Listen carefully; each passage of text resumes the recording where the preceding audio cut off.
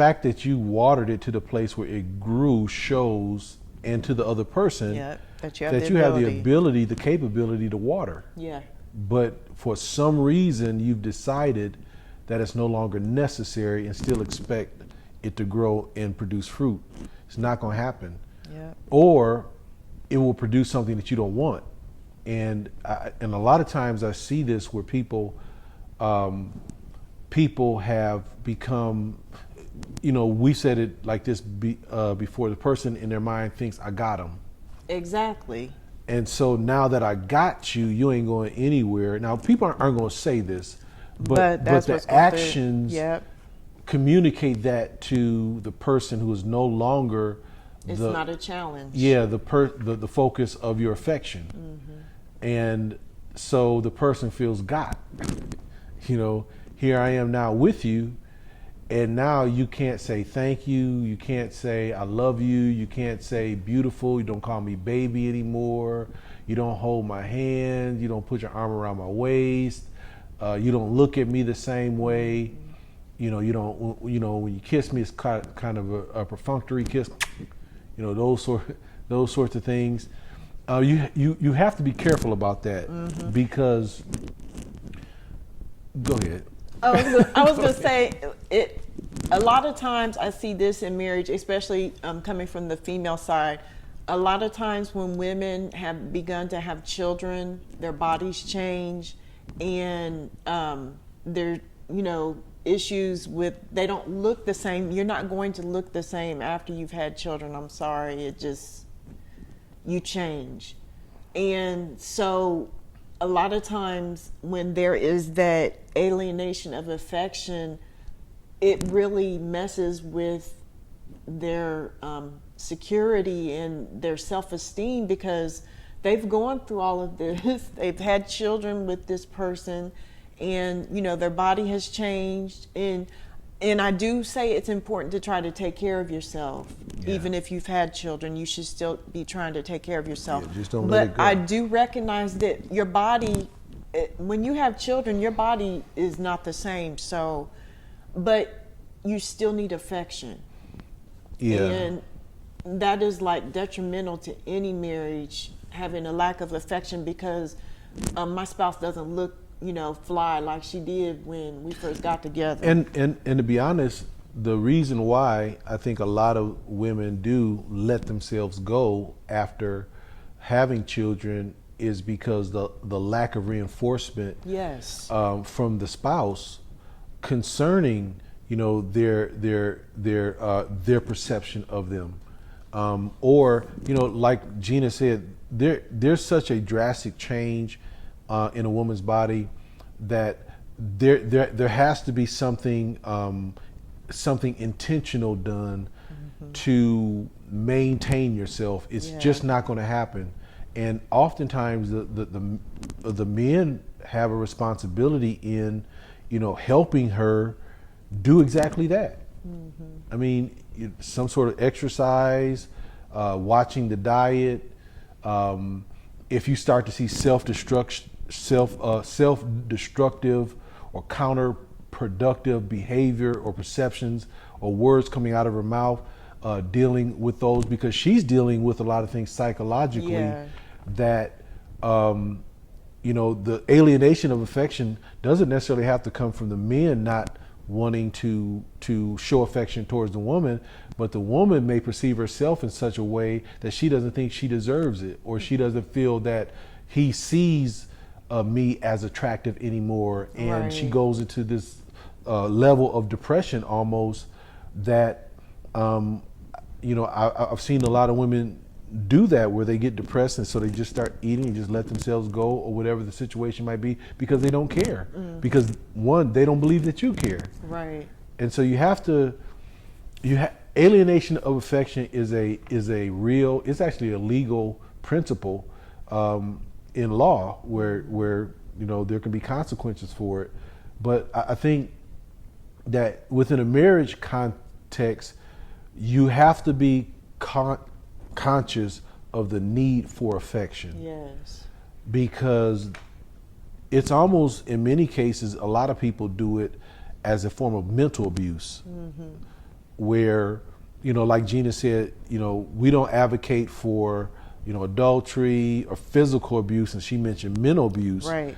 There's a lot of men that suffer from mental abuse, and there's a lot of women that suffer from mental abuse through this act of withdrawing affection and withholding that which is rightfully theirs for some other motivational purpose.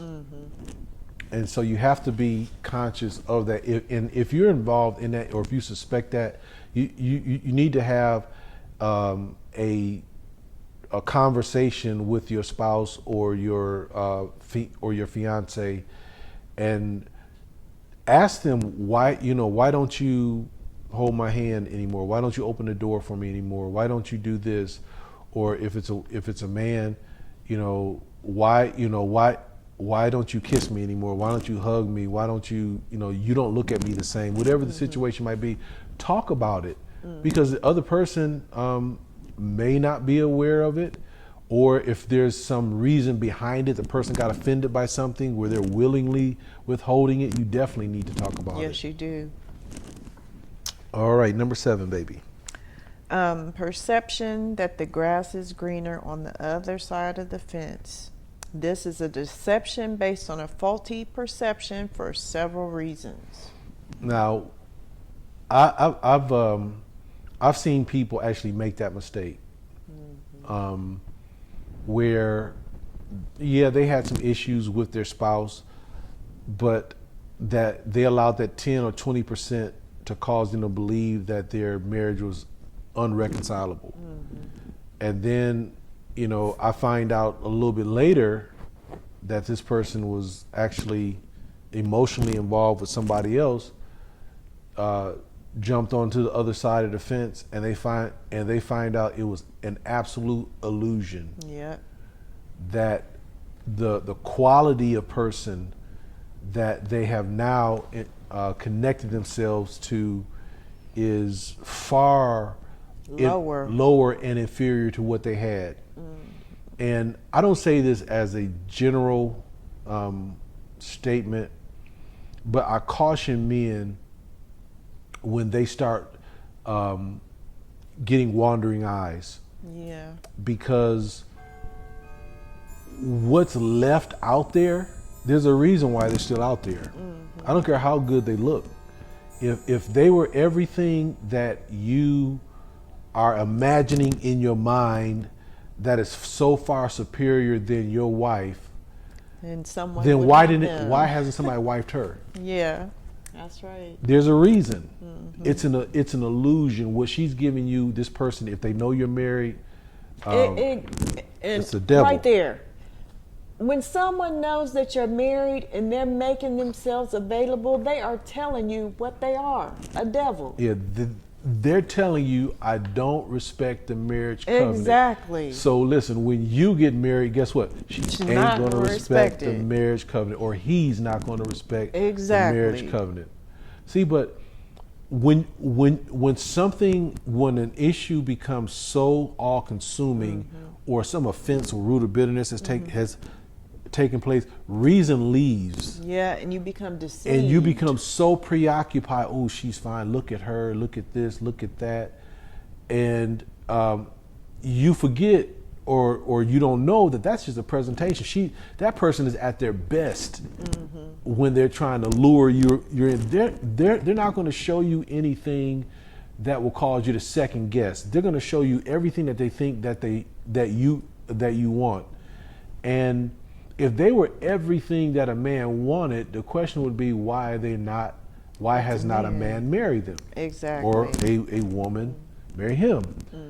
And so the grass is generally, and I would say for the vast majority of the cases, not greener on the other side. Like I said, the only case, if you got somebody beating on you, that's cheating on you, that's mentally abusing you, then that's a problem. Yeah. There may be somebody that knows how to treat you right and will appreciate you, that God will send you. But when you're in a situation, you're in a marriage, and you have this perception that you could do better with someone else, you really need to be careful. Yeah. Because first of all, the person that you would be dealing with, generally in that case, or if you're involved with somebody, that person doesn't respect marriage at all. That person is not a loving or caring person, because they would realize the harm that they're doing to your spouse. Exactly. This person is really, well, I'm just gonna say it, diabolical. Is a devil. Going to tear up a marriage and take somebody's spouse and expect that somehow that God's going to bless that, or that there's no fruit that follows that type of conduct. Exactly. And so you have to be careful about looking on the other side of the fence and believing that things are better there. Work on your side of the fence. Yeah. Water your grass. Make sure that it's as green as possible. Make sure that it has every opportunity to produce the type of fruit that it should. And I guarantee you, if you spend that much effort on your lawn, you won't have time to look at somebody else's. Exactly. Or exactly. the other side of the fence. All right. So let's talk about the cure. Generally, there is an unwillingness to submit to or serve the other spouse in a given area. I'm going to keep reading because we get stuck there. This is a form of selfishness, immaturity, or vindictiveness that must be addressed through the humbling of oneself and decision to submit to and serve the other spouse.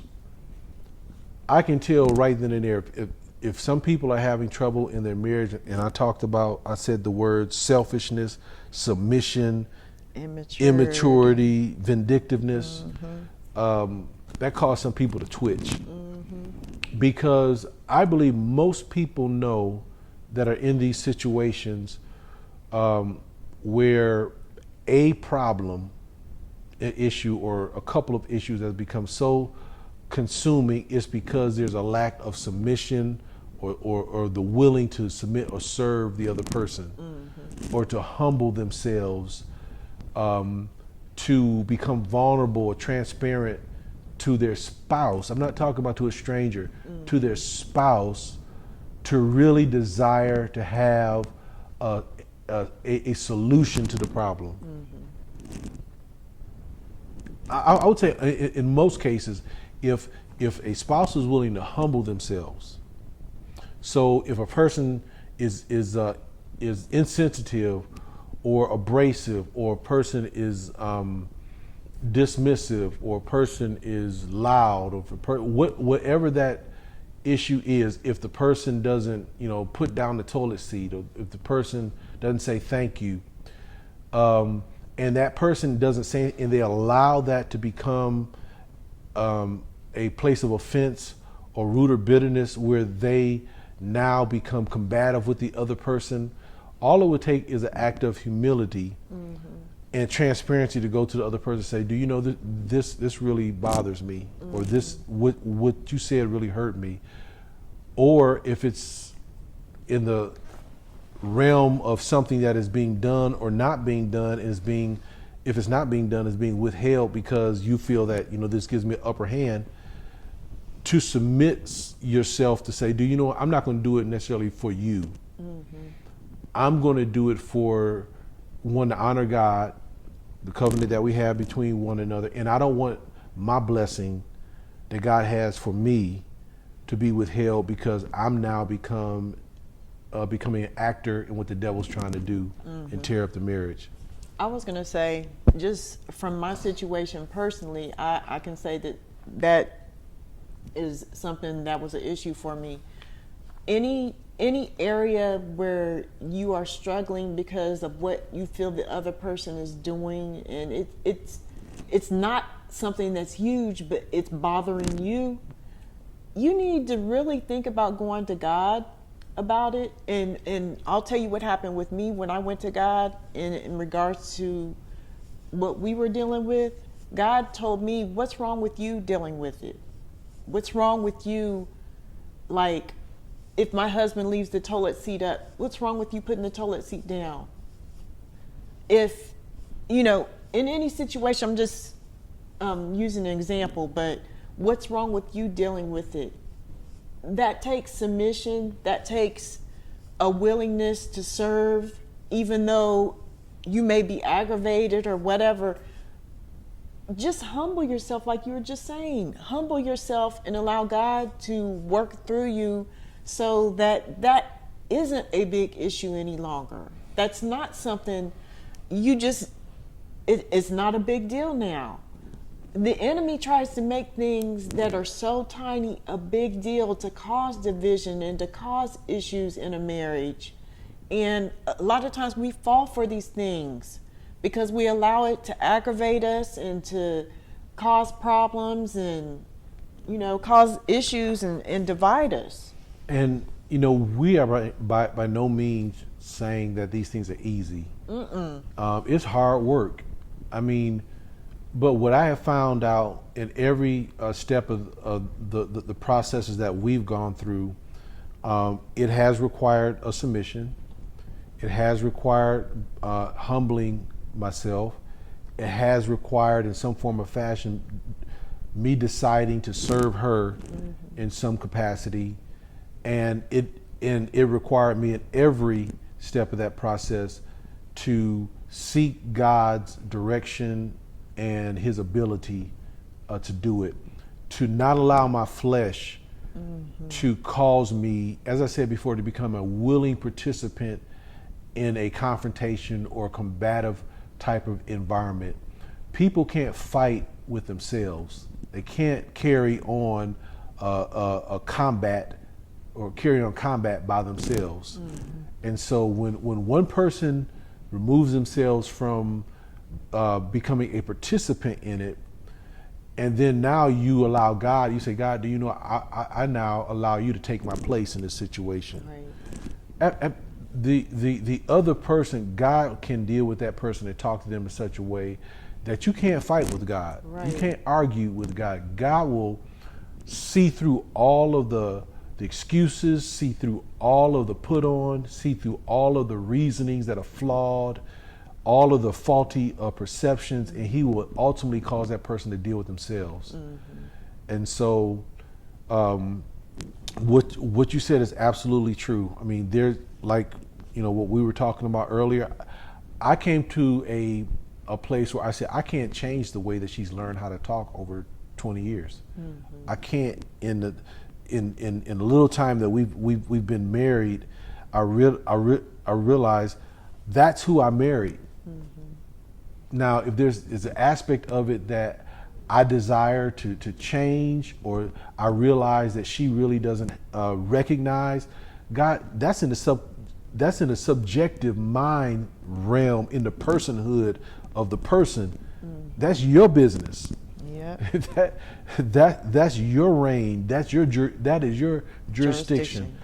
I can't put my hands on that in any way, change anything. So when I realized that, that's when the hard work stepped in, because now when words were spoken in a certain manner, I had to humble myself.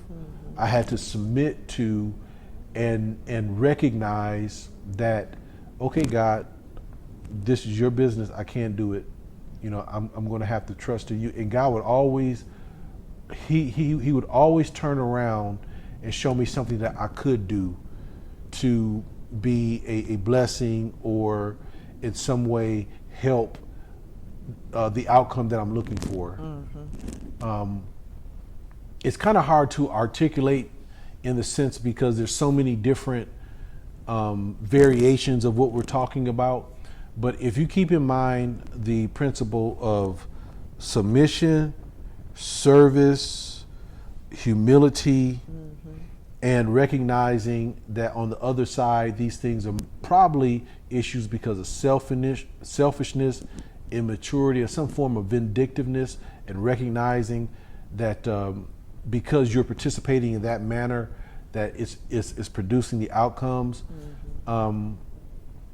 Submit the hard works, commit and submit to the hard work of of submitting, humbling yourself, and allowing God to deal with you, because it'll absolutely be worth it. Yes, it will. And God knows how to get results in ways that we can't.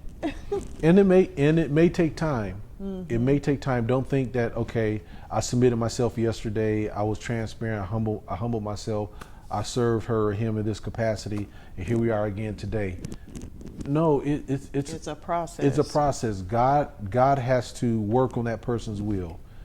And that may take weeks, it may take months, it may take years. But knowing that God is the one who's doing the work, he never fails. That's right. Just make sure that you're working on yourself. And I don't want to drag this on, but that's something that I think is very, very important, that I hear you emphasize to a lot of people, and I do as well in dealing with these situations. Work on yourself. Mm-hmm. Work on yourself. Become that man or woman of God that God knows that you can be. Get into the Word. Mm-hmm. Pray. If you speak in tongues, speak in tongues. Mm-hmm. Meditate on God's word. Pray for your spouse. Pray for the other person. That's right. And mean it. Pray for them. Ask God to reveal in you what's not right. Take it out. Mm-hmm. Create in me a clean heart, renew in me a right spirit. Oh God, don't take your Holy Spirit from me. I need your Holy Spirit to teach me how to be a better husband, how to be a better wife. Mm-hmm. Start working on yourself, and you will see that 10 or 20% shrink to 5, 2, and then you won't even be able to see the problems anymore. That's right. You'll just see Eden. Mm-hmm. All right. So now we got the homework. So baby, go ahead and give them their homework. Okay. We want you to take an inventory and basically get some paper and place good, okay, and bad in 3 separate columns. And you will find, if truthful, that you will find on average 80% is good or okay as opposed to the bad. So list in those columns the things that you see with your spouse underneath those 3 things: good, okay, or the bad things. And unless you are just in a ridiculous situation, which we pray none of you are in, it should mainly be in the good and okay columns, not the bad. The bad should not overweigh the good. And let me say this, like she said, unless you're in some ridiculous situation, and we're not qualifying ridiculous simply because that 10% has become so all consuming that you're saying this is just ridiculous, I can't put up with it. That's why we want to deal with it. Right. If you are not able to at least come to 80%, I'm going to suggest that you're not looking close enough. Mm-hmm. That you are overlooking some of the smaller things that contribute to a good marriage, a healthy marriage, that you simply because they're not big major things, you didn't list them. Mm-hmm. Things like, now keep in mind, these are issues in some people's marriages. My wife is clean. Mm-hmm. She takes care of herself. She smells good. She brushes her hair. She takes care of the kids. She dresses nice. She takes care of herself. She fixes food that I like. She does this. She does. Those are things. Like I said, if I'm looking for how things to put in that column, that okay, how does she compare to so and so? So if she don't do, if that's not the case, then that's not in my column. Mm-hmm. No, you can't look at other people. That's right. You can't compare them to other. You have to look at the individual and mark out. I mean, every time something comes to mind, you have to think. You have to be intentional about it. Mm-hmm. My wife's the right height. You know, she's right this, she's right that. She likes this, I like that too. She's funny. She's a good mother. She takes care of, not only is she a good mother, but she's a good grandmother. She's a good mentor. She's a good, so you have to be very, very detailed. Not only detailed, but conscientious of holistically looking at your life and your marriage, your relationships, the levels of relationships that you have with one another, whether it's spouse, mother, partner in ministry, and I'm talking about us, but you have several layers of relationship with your spouse. Look through all of those. Don't leave anything out. And then once you've done that, look at the things that, okay, and then I want you to list the things that are bad. And like Gena said, you're going to have more good and okay than you will have bad. So do you have any closing insights or revelations for them? No, just remember, no comparisons. Yeah, Don't compare yourself. Yeah, because it's an illusion. Yes, it is. I'm telling you, like I said, it's just a couple of questions away from just falling apart. Yep. All right. Well, I hope you have enjoyed our time together today, talking about the 80-20 rule. Prayerfully, something that we have been said that you can apply right away in your situation in life and help you start to move towards a place where your marriage is healthy, or that you just simply realize that you got more blessings than you do problems. Yeah. And if we've done that, helped you do that, then we've done our job. And so we want to thank you guys so much for joining us. Stay tuned. We're going to bring you more content. If you are enjoying it, make sure you leave a like or a content or share with other people that might be in a situation that they could benefit from this. I'm Dr. J.C. Matthews, my beautiful wife of 32 years, 4 children, 4 grandchildren, partner in ministry, so on and so forth. I love you.